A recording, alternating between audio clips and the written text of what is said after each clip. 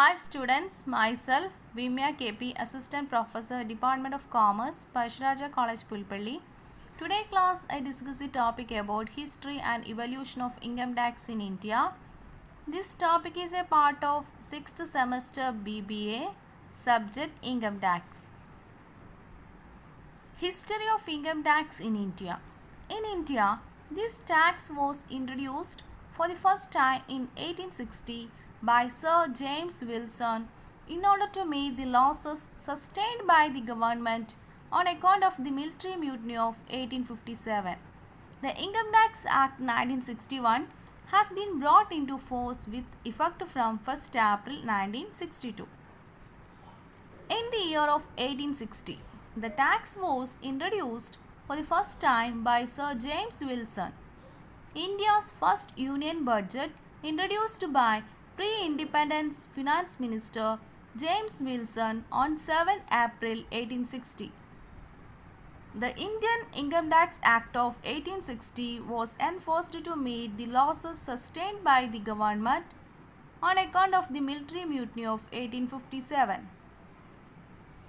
In the year of 1886, separate Income Tax Act was passed.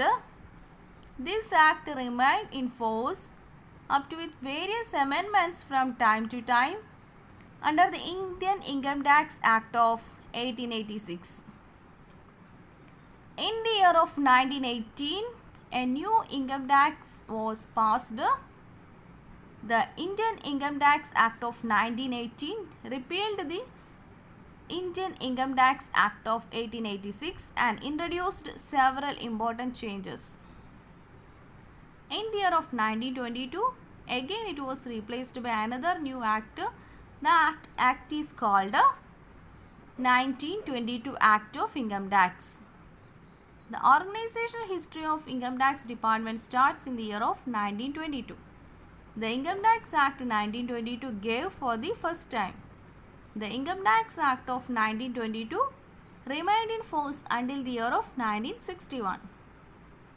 The Income Tax Act of 1922 had become very complicated on account of innumerable amendments. The Government of India therefore referred it to the Law Commission in 1956 with a view to simplify and prevent the evasion of tax. In the year of 1961, in consultation with the Ministry of Law, finally, the Income Tax Act 1961 was passed. The Income Tax Act 1961 has been brought into force with the 1st April 1962. So, these are called the history and evolution of income tax. Thank you for watching.